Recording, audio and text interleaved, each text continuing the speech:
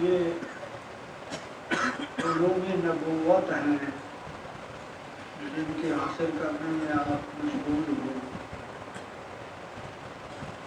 تو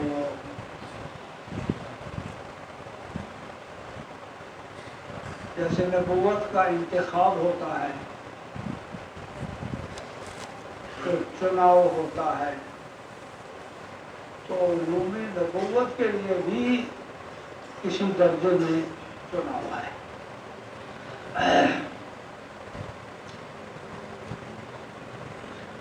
تو جن خوش قسمت افراد کو اللہ یہ سعادت اور نعمت عطا فرمائے، تو ان کو اپنی قسمت پر ناز کرنا چاہیے اور اس کی پوری پوری قدر کرنی چاہیے۔ اور اس کی قدر کیا ہے کہ اس علم کے حصول میں پوری یکسوئی کے ساتھ تن من دھن کی بازی لگا دی جائے۔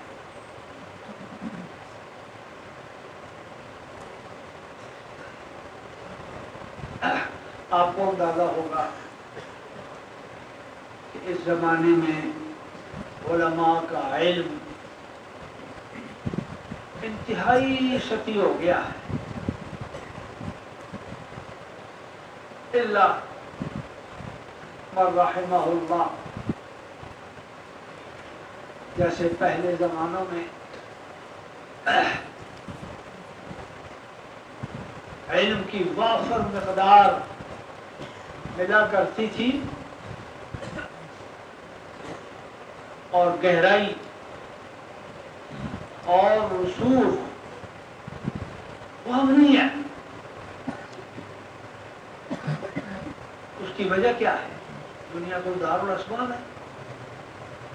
یہ نہیں کہ اللہ ان سے بہت راضی تھا، ان پر بڑا مہربان تھا، ہم پر اللہ مہربان نہیں ہے، یہ بات نہیں ہے۔ دنیا دارالاسباب ہے۔ بات یہ ہے کہ پہلے جو حضرات تھے وہ علم میں بہت مضبوطی سے لگتے تھے، یکسوئی کے ساتھ، اور کسی طرف بھی ذرا توجہ نہیں کرتے تھے۔ حضرت مولانا اشرف علی تھانوی رحمۃ اللہ علیہ کا واقعہ ہے کہ جب پڑھنے گئے تو پہلے زمانے میں یہ بھی تھا کہ جب پڑھنے چلے جاتے پھر 10 سال لگے، 15 لگے، 20 لگے، پورا کیے بغیر واپس نہیں آتے تھے۔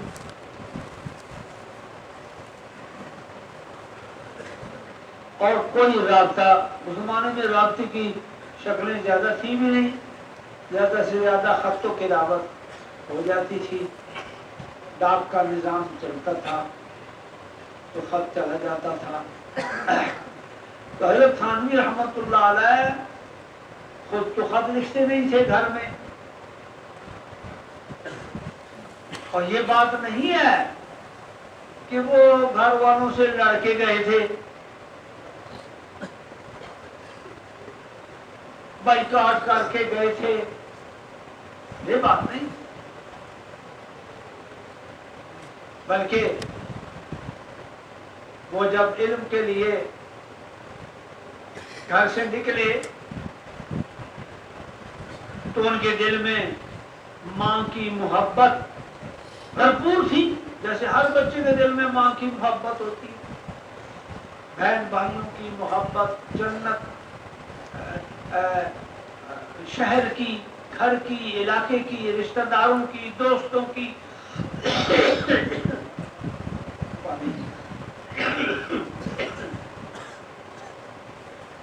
ساری محبتیں تھیں، اور ان کے تقاضے بھی اندر پورے تھے۔ ماں کی محبت کا تقاضا کہ ایک دن کے لیے بھی نہ باہر جاؤ،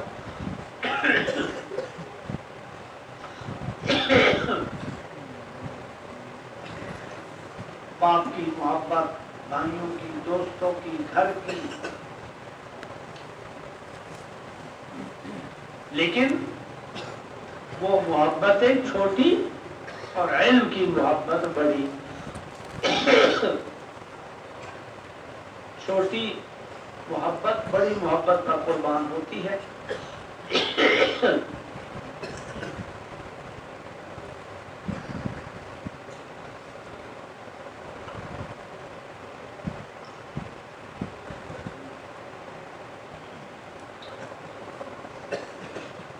بہرحال حضرت خود کو خط لکھتے نہیں تھے، اور گھر والے خط لکھتے تھے، بتا کے گئے تھے فلاں جگہ جاؤں گا۔ وہ خط جب گھر سے جاتا تھا تو حضرت پڑھتے نہیں تھے، اس خط کو پڑھتے نہیں تھے، اس وجہ سے کہ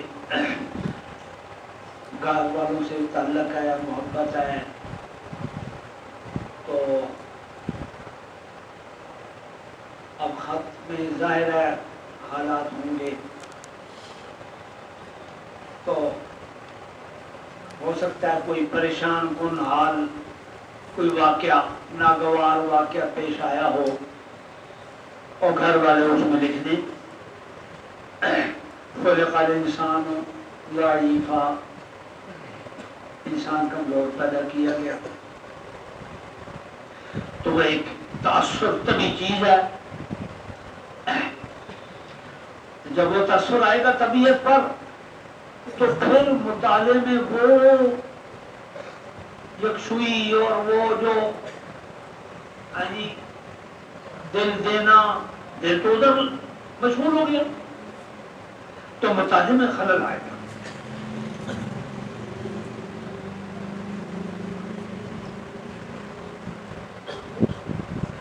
اس خلل سے بچنے کے لیے خط نہیں پڑھتے تھے،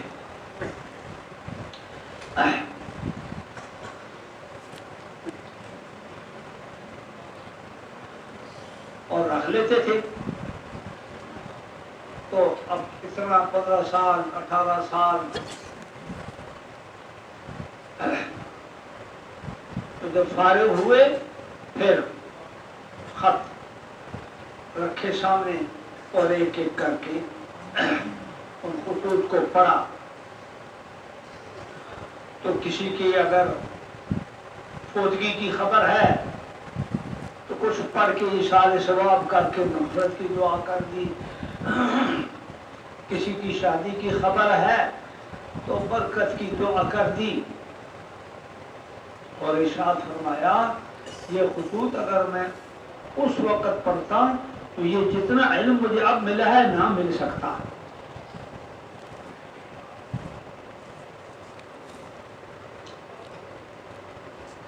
اب آپ ماشاءاللہ کوئی کہاں سے، کوئی کہاں سے، کوئی بیرون ملک سے،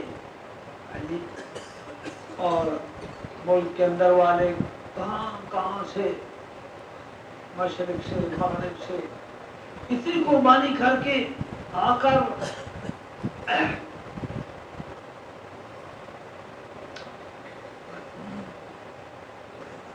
تو بھائی دیکھو بات بڑی افسوسناک ہے اور حیرت انگیز بھی ہے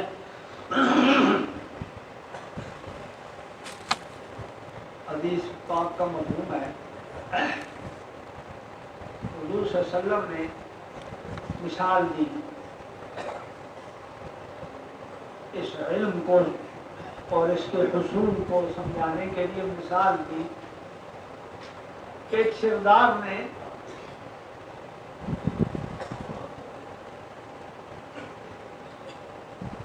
ایک دعوت پہ بلایا سب کو، ایک داعی کو بھیجا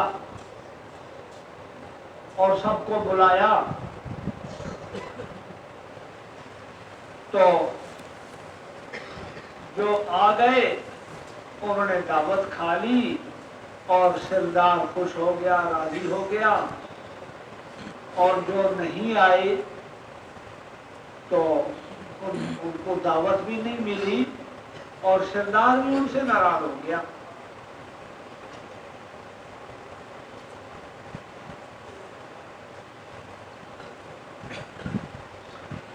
تو پھر اس مثال کو واضح کرتے ہوئے فرمایا، جس کا مفہوم ہے کہ سردار اللہ پاک ہیں، داعی میں ہوں، اور وہ ضیافت یہ علم ہے۔ تو بھائی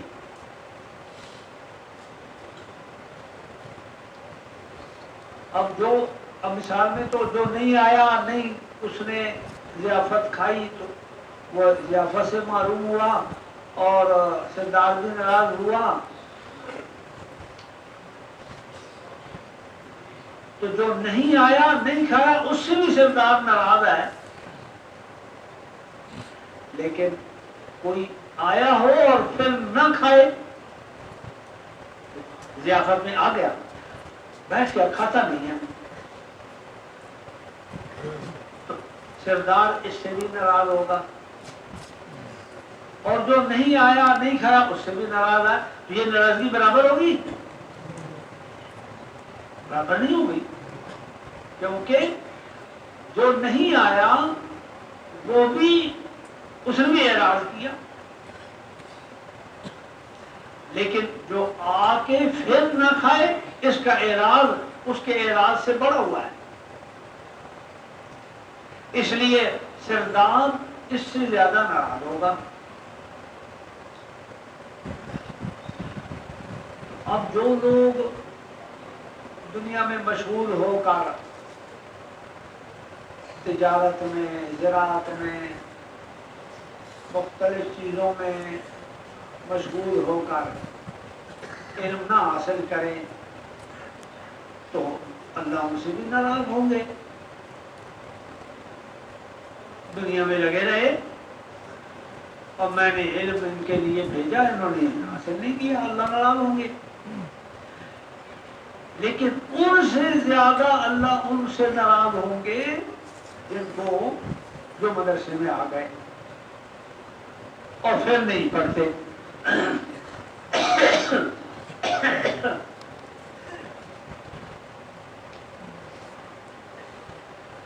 اس لیے عزیزو دیکھو، آپ نے مسئلہ پڑھا ہے نا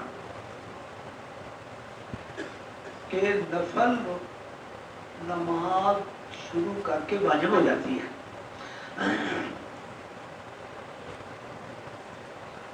اور نفل روزہ شروع کر کے واجب ہو جاتا ہے احناف کے نزدیک، اگر توڑے قضا ہوگی،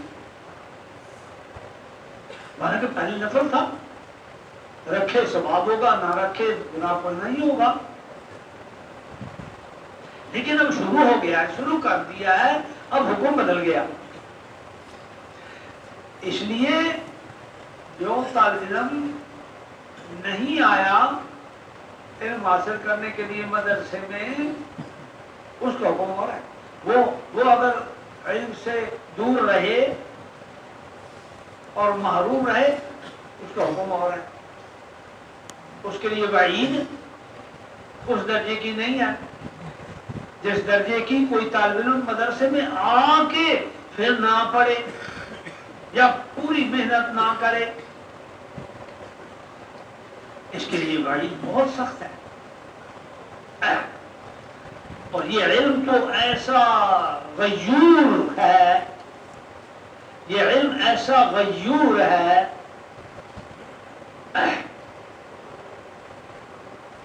جیسے کہتے ہیں نا سوکنے ہوتی ہے نا، یعنی کئی بیویاں کسی مرد کے نکاح میں تو ایک دوسرے کو برداشت نہیں کرتی،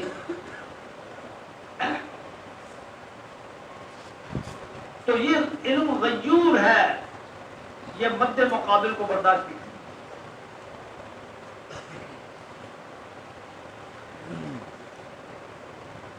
اس کے لیے معروف مقولہ ہے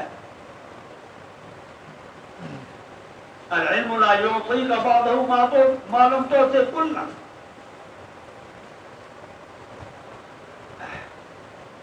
کہ علم تمہیں اپنا تھوڑا سا حصہ بھی اس وقت تک نہیں دے گا جب تک کہ تم اپنا کل اس کو نہ دے دو۔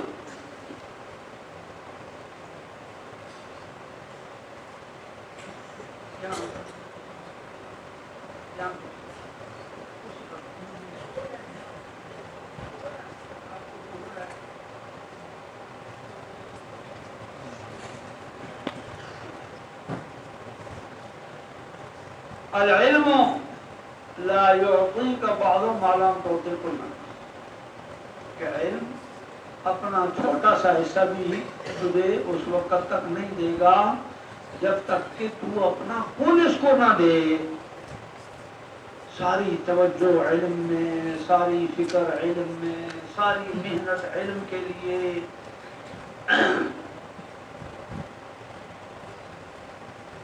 اور یقین جانو پہلے زمانے کے طالب علم اس قدر علم میں متوجہ ہوتے تھے کہ ان کے سامنے سے بادشاہ بھی گزرتا رہے تو وہ دیکھتے نہیں تھے، بالکل توجہ نہیں کرتے تھے۔ تو اس علم کے حصول کے لیے یہ شرط اول ہے۔ آپ اگر اس سے تھوڑا سا بھی اعراض کریں گے، یہ آپ سے بہت زیادہ اعراض کر کے آپ سے دور ہو جائے گا۔ اور پھر اب دیکھو ہم لوگ اپنے اکابر کی کسی علم کے سن کر، اچھا ان کی مقبولیت کے سن کر بڑے آشش کرتے ہیں، منہ میں لال ٹپکتی ہے، ہائے ہمیں بھی یہ مقام ملے۔ بھائی انہوں نے جو قربانیاں کی، محنتیں کی، اس کو بھی دیکھنا چاہیے نا۔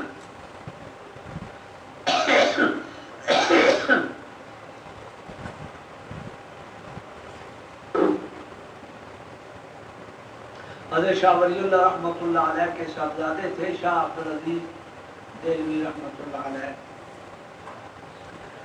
تو شاہ عبدالعزیز صاحب دہلوی رحمۃ اللہ علیہ کمرے میں بیٹھ کے کتاب سامنے کھولی ہوئی مطالعہ کر رہے تھے، تو انہوں نے کسی شاگرد سے کہا پانی لا، تو وہ دوڑا کمرے سے باہر نکلا، باہر ان کے والد صاحب شاہ ولی اللہ رحمۃ اللہ علیہ کھڑے تھے، روک لیا، کدھر جا رہے؟ تو انہوں نے پانی مانگا ہے، حضرت شاہ عبدالعزیز صاحب نے پانی مانگا ہے۔ تو انہوں نے دیکھا تھا ان کو کتاب کھول کے بیٹھے تھے، تو یہ سنتے ہی انا للہ پڑھی اور بہت افسوس کا اظہار کیا، اور ساتھ کہا ہمارے خاندان سے علم نکل گیا، کہ ہمارے خاندان میں تو علم کی مشغولی کا یہ حال ہوتا تھا کہ جب کتاب کھول کے دیکھنا شروع کرتا دیکھنے والا، پھر اس کو اپنی جان کا احساس ہی ختم ہو جاتا تھا، بھوک پیاس گرمی سردی کچھ بھی نہیں پتہ چلتا تھا، اتنا انہماک علم میں کتاب میں ہو جاتا تھا، تو اب اس نے کتاب کھولی ہوئی اور پانی مانگ رہا، تو اس پر افسوس کرنے لگے۔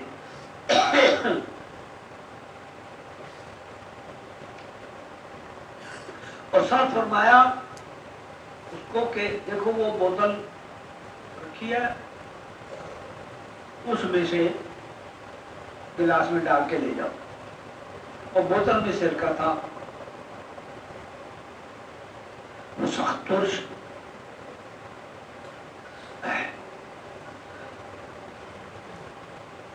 تو وہ جلدی سے ڈال کے لے گیا، اور اب یہ انتظار میں کیا جواب آتا ہے۔ تو تھوڑی دیر میں وہ خالی گلاس لے آیا، پوچھا کہ پی لیا؟ جی پی لیا۔ کچھ کہا کہ کچھ نہیں کہا؟ تو فرمایا الحمدللہ ہمارے خاندان میں علم موجود ہے، کہ انہوں نے سرکہ پی کر ان کو احساس نہیں ہوا کہ یہ پانی نہیں ہے، پتہ ہی نہیں چلا ان کو، یعنی توجہ چونکہ علم میں ہے۔ شیخ الحدیث مولانا زکریا رحمۃ اللہ علیہ نے اپنا واقعہ اپنی میں لکھا کہ میں رات کو لالٹین جلا کر مطالعہ کرتا تھا، تو گرمی کی وجہ سے اس زمانے میں بجلی نہیں ہوتی تھی، تو قمیص اتار دیتا تھا، تو روشنی پر پتنگے آتے تو وہ میرے جسم پہ بیٹھتے، تو ان کے شکار کے لیے چھپکلی آ جاتی، وہ چڑھ جاتی پوچھ پر، وہ دوڑتی، اور مجھے نہیں پتہ چلتا تھا، چھپکلی پیچھ پہ دوڑ رہی ہے، شیخ کو پتہ ہی نہیں۔ اور ایک واقعہ یہ لکھا کہ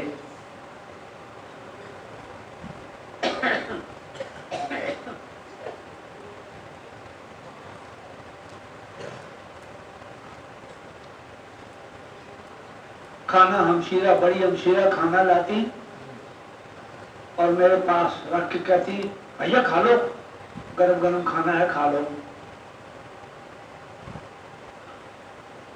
تو میں کہتا اچھا۔ وہ 15-20 منٹ کے بعد سمجھتی کھا لیا ہوگا، برتن خالی ہو گئے ہوں گے، وہ برتن لینے کے لیے آتی تو دیکھتی کہ کھانا اسی طرح رکھا ہے۔ وہ ان کو اچھا کہا کہ پھر کتاب میں، تو وہ کہتی بھائی کھانا ٹھنڈا کھاتی ہے، کھانا کھاؤ۔ میں کہتا اچھا۔ وہ چلی جاتی، پھر واپس آتی کھانا، تو پھر وہ کیا کرتی جب کھانا لاتی تو بیٹھ جاتی اور نوالا توڑ کے سالن میں ڈبو کے میرے منہ میں لقمہ دے دیتی، میں کھاتا رہتا، پر اپنا مطالعہ کرتا رہتا۔ پھر انہوں نے معمول بنا لیا، تو وہ کھانا جب لاتی تو رکھ نہیں جاتی تھی، پھر لقمہ بنا کے۔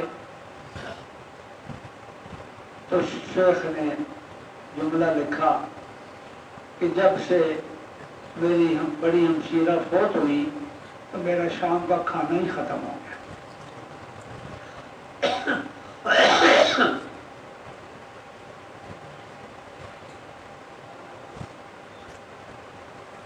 اور شیخ الحدیث صاحب نے کتاب جو لکھی نا اوجز المسالک، تو عربوں نے پڑھ کے کہا ایسی حدیث کی کتاب نہ پہلے کسی نے لکھی ہے نہ بعد میں۔ تو بہرحال عزیزو، ہم جتنی بھی کوتاہیاں کرتے ہیں نا تو نقصان کسی اور کا نہیں، ہمارا اور امت کا، کیونکہ ہر عالم کے علم میں پوری امت کا حصہ ہوتا ہے۔ تو اس لیے، اور پھر آپ کے جو عزیز رشتہ داروں نے آپ کو یہاں بھیجا اور آپ کے اخراجات اٹھا رہے ہیں، تو وہ کتنی کتنی امیدیں لگائے بیٹھے ہیں ہمارا بچہ عالم بن رہا ہے، خدا نخواستہ آپ جو کوتاہیاں کر رہے ہیں تو کتنا ان کے لیے یہ افسوسناک معاملہ ہوگا۔ تو آپ مہربانی کر کے خوب محنت کریں، مطالعہ ہو اچھی طرح۔ مطالعے میں 6 چیزیں ہوتی ہیں بنیادی طور پہ، ان 6 چیزوں کو حل کر کے پھر مطالعہ پورا ہوتا ہے۔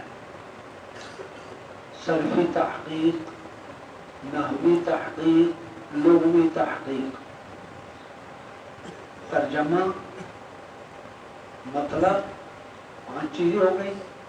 6ٹھی چیز اس مطلب کو جو سمجھ میں آیا اس کو جامع الفاظ میں مختصر طور پہ بیان کرنا۔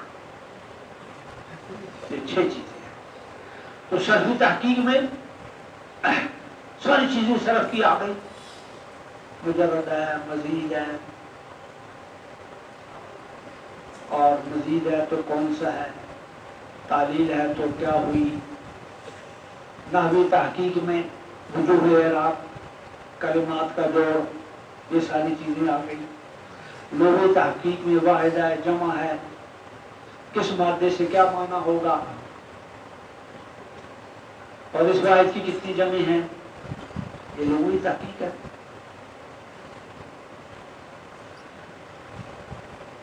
اور ایک مختصر تعریف مطالعے کی گئی، تمییز المجہول عن المعلوم، کہ طالب علم کو سمجھ آ جائے کہ کون سا مقام میری سمجھ میں آیا، کون سا مقام نہیں آیا، تاکہ جو نہیں سمجھ آیا استاد کی تقریر ہو جب تو زیادہ توجہ دے تاکہ سمجھ آ جائے۔ تو بہرحال بھائی یہ زمانہ علم اٹھنے کا زمانہ ہے، مدارس میں جانے کا موقع ہوتا ہے اور مدرسین حضرات سے ملاقاتیں ہوتی ہیں تو ہر جگہ یہ شکایت ملتی ہے کہ پھیکا پن ہے، توجہ نہیں، طلباء کی علم کی طرف توجہ نہیں ہے، مطالعہ صحیح نہیں، مطالعہ ادھورا ہے۔ پھر سبق ظاہر ہے، یہ یاد رکھو یہ دنیا دار الاسباب ہے، کڑی کڑی سے جڑی ہوتی ہے۔ جو طالب علم مطالعہ صحیح نہیں کرے گا تو وہ سبق میں متوجہ بیٹھ ہی نہیں سکتا، وہ کڑی پہلے ہی ٹوٹ گئی، وہ جڑی نہیں رہی، وہ جتنا زور لگا لے وہ توجہ دے ہی نہیں سکتا۔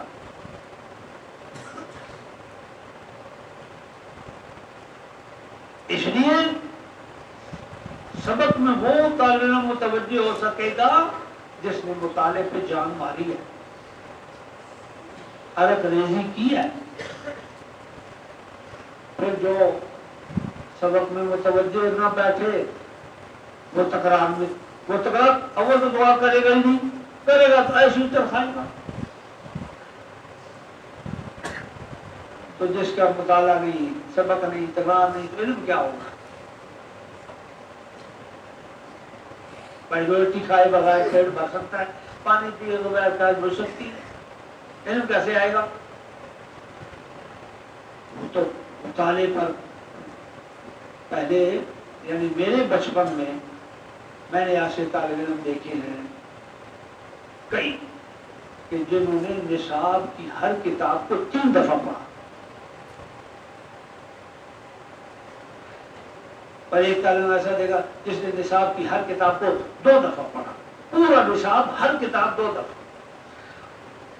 خانقاہ سراجیہ میں پڑھتا تھا، چھوٹی کتاب پر جب پڑھ رہا تھا، وہاں ایک طالب علم تھا بڑی کتابوں والا، تو وہ مطالعہ نہ مسجد میں کرتا تھا نہ مدرسے میں، بلکہ جنگل میں جا کے کرتا تھا تاکہ کوئی چیز بھی سامنے نہ ہو، یکسوئی کے لیے۔ اور پھر سبق پڑھ، جب وہ سب مطالعہ کر کے بیان کرتا استاد صاحب کے سامنے، استاد صاحب کہتے بس میں بھی اتنا ہی سمجھا ہوں جتنا تم سمجھے اور تم نے بیان کیا، لیکن پھر بھی وہ ادب اور عرض کرتا آپ بھی برکت کے لیے تقریر فرمائے۔ وہ پوری توجہ سے تقریر سنتا، پھر اس کا تکرار، اس کے ساتھ ایک ہی ساتھی تھا اور مسجد میں بیٹھ کے تکرار کرتا، تو وہ اس طرح تکرار میں بولتا تھا جیسے اس کے سامنے بڑا مجمع بیٹھا ہو۔ تو میرا خیال آج کل بھی حیات ہوں گے، مولوی اسماعیل نام تھا، لاہور میں ہوتے تھے۔ تو بہرحال عزیزوں، سنہری موقع ہے، اس کو ضائع نہ کرو اور وقت کی قدر کرو۔ تو خوب اللہ نے آپ کو ماشاءاللہ صحت، قوت، جوانی دی ہے، صلاحیتیں، دماغ دیا ہے، حافظہ دیا ہے، اور پھر دیکھو گناہوں سے یہ حافظہ ختم ہو جاتا ہے۔ امام شافعی رحمۃ اللہ علیہ کا مشہور ہے نا، انہوں نے اپنے ضعف حافظہ کی شکایت کی استاد صاحب سے، پھر انہوں نے جو بات کی تو شعروں میں اس کو منظوم کر کے شکوت الى وقیع سوء حفظی فوصانی الى ترک المعاصی لأن العلم نور من دلاء ونور اللہ لا یعطى لعاصی۔ کہ میں نے استاد حضرت وقیع سے عرض کیا کہ میرا حافظہ بہت خراب ہے، سبق یاد نہیں ہوتا، یاد نہیں رہتا، تو انہوں نے مجھے تاکید کی گناہ چھوڑ۔ پھر اس میں صغیرہ کبیرہ کی بات نہیں ہے، نقصان دونوں کا بہت بڑا ہوتا ہے، جیسے ماچس کی تیلی سارے جنگل کو جلاتی ہے، صغیرہ گناہ کی یہ مثال ہے۔ شیطان کے دھوکے میں آدمی نہ آئے کہ معمولی ہے، یہ بات نہیں۔ تو اس واسطے جتنا اپنے آپ کو گناہوں سے دور رکھیں گے تو اتنا ہی حافظے میں قوت آئے گی، اور پھر اسباب سمجھ میں بھی آئیں گے اور یاد بھی ہوں گے، قوت حافظہ بھی کبھی ہو جائے گی اور ذکا بھی۔ تو کیا ارادہ ہے آپ حضرات کا؟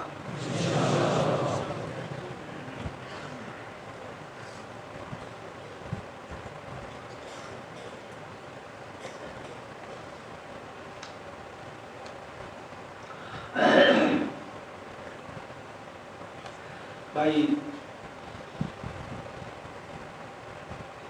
پہلے زمانے کے طلباء کو، یعنی ان کا رہن سہن، اٹھک بیٹھک دیکھ کے لوگ ان کو زمینی فرشتے کہا کرتے تھے۔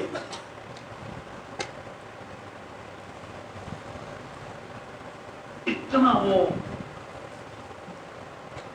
پاکیزہ، گناہوں سے دور، کہ لوگ ان کو فرشتہ سمجھتے تھے۔ تو ایک واقعہ مشہور ہے،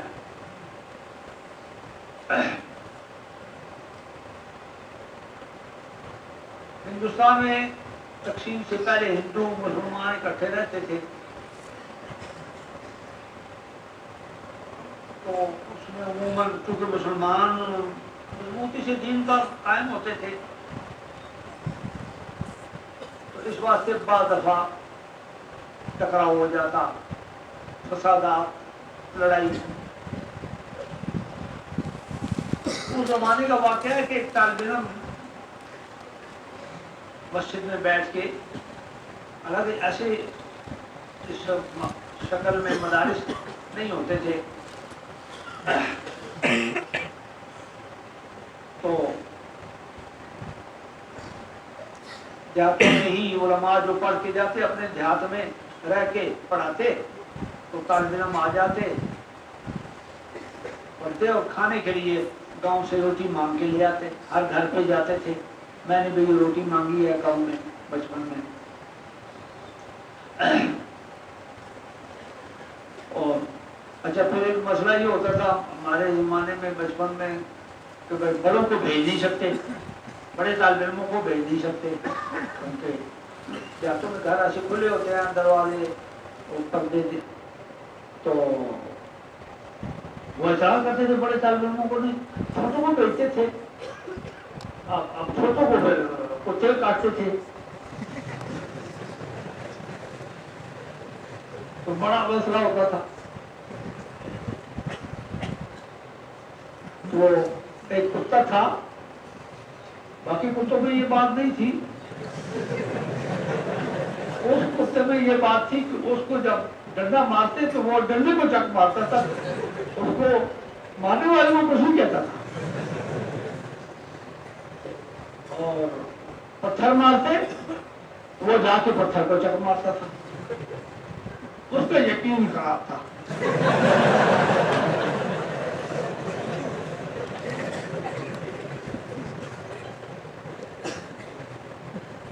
تو بہرحال مانگ کے روٹی لا کے کھاتے پڑھتے تو اس طرح ایک دفعہ طالب علم مسجد میں مطالعہ کر رہا تھا تو باہر لڑائی ہو گئی شام رات کا وقت ہے لڑائی ہو گئی مسلمانوں کی ہندوؤں کی تو ایک لڑکی اندر آ گئی مسجد میں تو جنی طالب علم کی نظر پڑی فوراً اس نے منت کر کے کہا خدا کے واسطے آپ چلی جائیں ورنہ ہم دونوں بدنام ہو جائیں گے وہ کہنے لگی میں کدھر جاؤں باہر جاؤں تو میری جان خطرے میں ہے باہر تو تلواریں چل رہی ہیں اس کا پھر ایک کونے میں بیٹھ جاؤں وہ بیٹھ گئی تو وہ طالب علم تھوڑی دیر بعد انہیں وہ چراغ جل رہا تھا چراغ کو جانتے ہو جو جانتے ہیں ہاتھ کھڑا کریں اچھا اس کا مطلب آپ مزاروں پہ جاتے ہو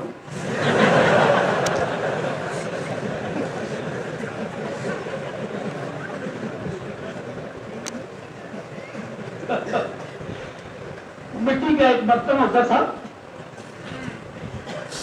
اور اس کے ایک کونے میں نالی سی بنی ہوتی تو روئی کی رسی بنا کے تیل ڈال کے سرسوں کا تو وہ بتی اس میں رکھ لیتے تو وہ تیل تو ایک کنارہ اس روئی کا اس نالی سے تھوڑا سا پار کرتے تو اس کو تیزی لگاتے ہاتھ پکڑ لیتا ہوں تو اس کی روشنی سے پھر کرتے تھے اب وہ طالب علم تھوڑی تھوڑی دیر بعد انگلی آگ میں رکھے ابھی ایسی بات ہے کہ ہر دیکھنے والا حیران ہوتا ہے بھائی یہ کیا کر رہا ہے اور وہ لڑکی دیکھ رہی ہے بار بار جب ایسا کیا تو اس سے نہ رہا گیا اس نے کہا کیوں مجھے جلاتے ہو اس نے کہا تمہارے آنے کے بعد شیطان دل میں وسوسے ڈال رہا ہے اور برائی کا خیال بار بار لاتا ہے تو میں انگلی آگ میں رکھتا ہوں اور پھر نفس کو سمجھاتا ہوں کہ یہ تو دنیا کی آگ ہے یہ تو بہت دوزخ کی آگ سے ہلکی ہے تو دیکھ کس کی کتنی تکلیف ہے تو اگر تو نے برائی کی تو پھر دوزخ کی آگ میں تجھے جلنا ہوگا تو وہ بہت بڑی تکلیف ہوگی وہ کہنے لگا میں اس طرح اپنے نفس کو علاج کر رہا ہوں تو ایسا تقوی ہوتا تھا طلبا کا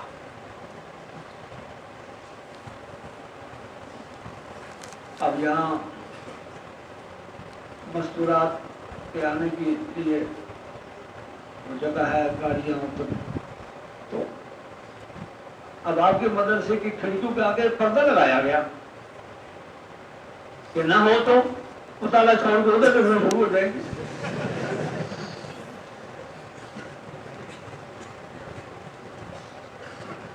اور ایک اور ایسا واقعہ مشہور ہے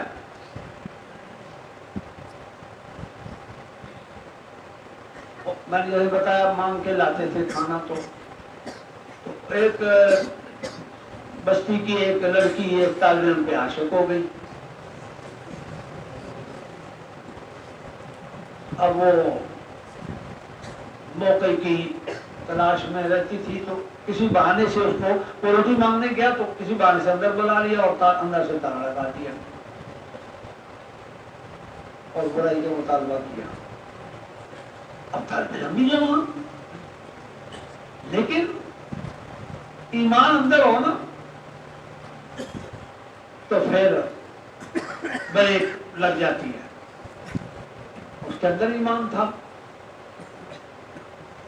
اور دیکھو صحابہ فرماتے ہیں تعلمنا الایمان ثم تعلمنا القرآن. ہم نے پہلے ایمان سیکھا پھر قرآن اور علوم قرآن سیکھے. اس طالب علم نے ایمان سیکھا ہوا تھا تو اب اس نے دیکھا کہ اب پھنس گیا ہوں تو اب بچنے کے لیے کیا شکل ہو. اور اللہ بڑی مدد کرتے ہیں جو بچنا چاہے نا اس کی بڑی مدد کرتے ہیں. بہرحال اس کے دل میں یہ خیال آیا کس طرح کر لوں. پہلے زمانے میں بیت الخلاء گھروں میں نہیں ہوتے تھے. یہ نظام جو اب ہیں آسانی والے یہ نہیں تھے. تو غریب لوگ تو باہر جنگل میں ہی جاتے مرد عورتیں سدائے حاجت کے لیے. مالدار لوگ گھر میں ہی عموماً چھت پہ بیت الخلاء بنا لیتے اور گندگی جمع رہتی پھر نوکر اٹھاتا تھا. تو اس نے کہا کہ مجھے قضاء حاجت کا تقاضا ہے. اس نے کہا اوپر چلے جاؤ. تو اوپر گیا گندگی جمع تھی اٹھا کے ساری اس نے اوپر مان لی پھر نیچے آ گیا. لڑکی نے جب دیکھا کہ یہ حالات اس نے دروازہ کھول دیا وہ چلا گیا. پھر وہ بیچارہ ساری رات کپڑے دھونے میں لگا رہا. تو صبح کو استاد صاحب کے سامنے جب آیا تو استاد صاحب نے کہا تجھ سے جنت کی خوشبو آ رہی ہے. تو بہرحال ابھی جو اس یہ علم پاکیزہ ہے. دیکھو باقی جو علوم ہے نا دنیاوی وہ انسانوں کے پیٹ سے بلکہ کافروں کے مشرکوں کے پیٹ سے نکلے ہیں. اور یہ جو علوم ہے یہ اللہ کی ذات سے نکلے ہیں. ہاں یہ اللہ کی ذات سے نکلے ہیں.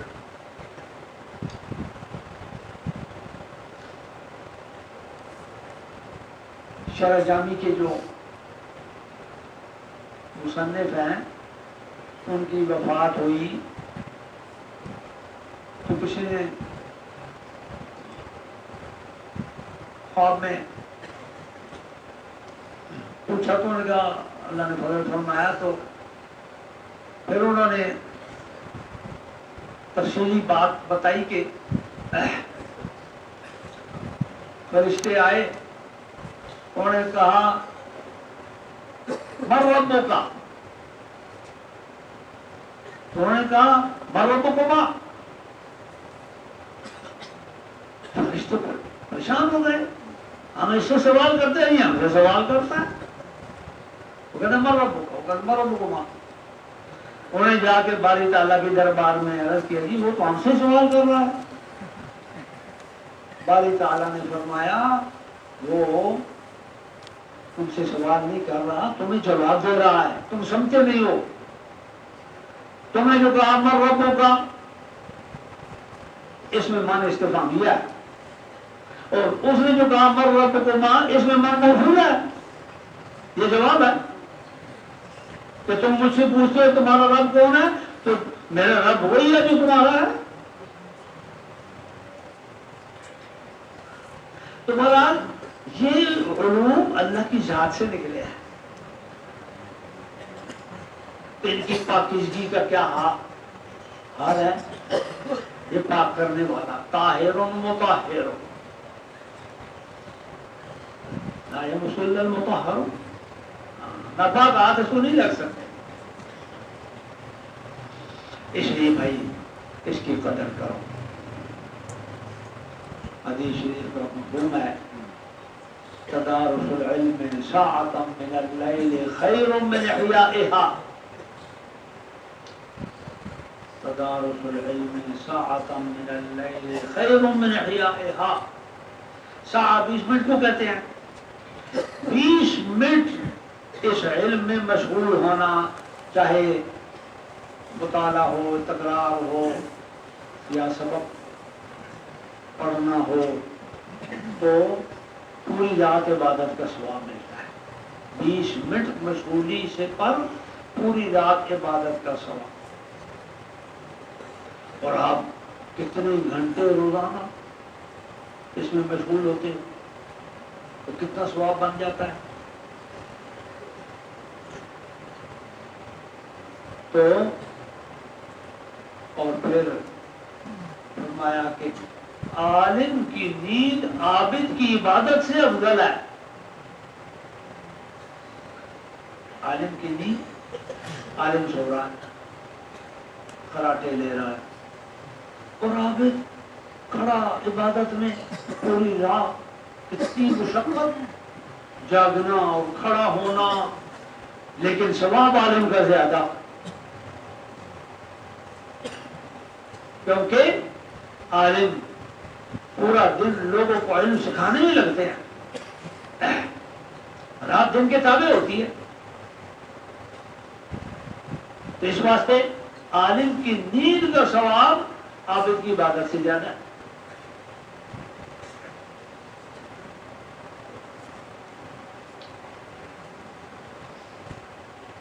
اب آخری بات عرض کرتا ہوں.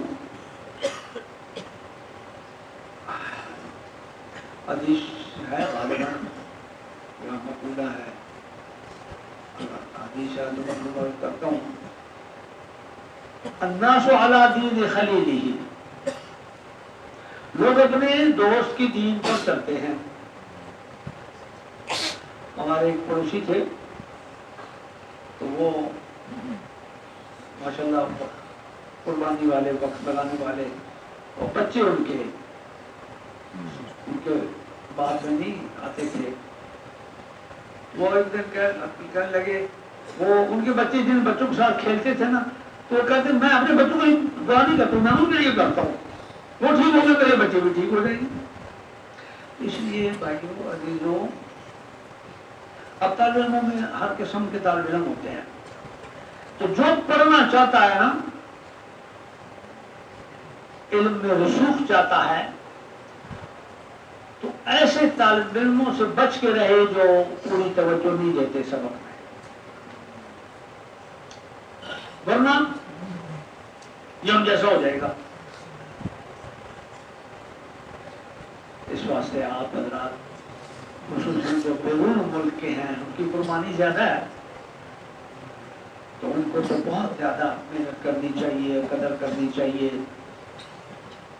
تاکہ خوب راسخ فی العلم عالم بن کر جائیں، اور جا کے پھر وہاں تو پاکستان میں تو بہت مدرسے ہیں، کوئی یہاں نہ پڑھ سکا تو کہیں اور پڑھ لے گا، لیکن خدا کا خاصہ بیرون والا نہ پڑھ سکا تو وہ کہاں پڑھے گا.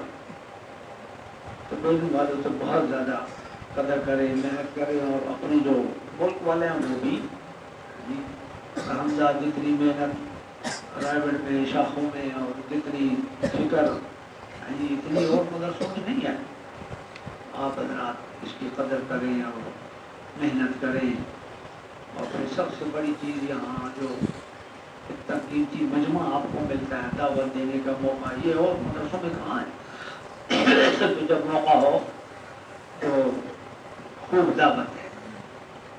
اللہ تعالیٰ توفیق عطا فرمائے. الحمدللہ وَإِلَٰهُكُمْ إِلَٰهٌ وَاحِدٌ لَا إِلَٰهَ إِلَّا هُوَ الرَّحْمَٰنُ الرَّحِيمُ وَأَنَتِ الْوُجُوهُ لِلْحَمْدِ أَلِفْ لَامٍ اللَّهُ لَا إِلَٰهَ إِلَّا هُوَ. اللهم صل على سيدنا محمد وعلى آل سيدنا محمد وبارك وسلم. اللهم علمنا ما ينفعنا وانفعنا بما علمتنا وزدنا علما. اللهم إنا نسألك علما نافعا ورزقا واسعا وشفاء من كل داء. سبحان سبحان ربك رب العزة عما يصفون وسلام على المرسلين.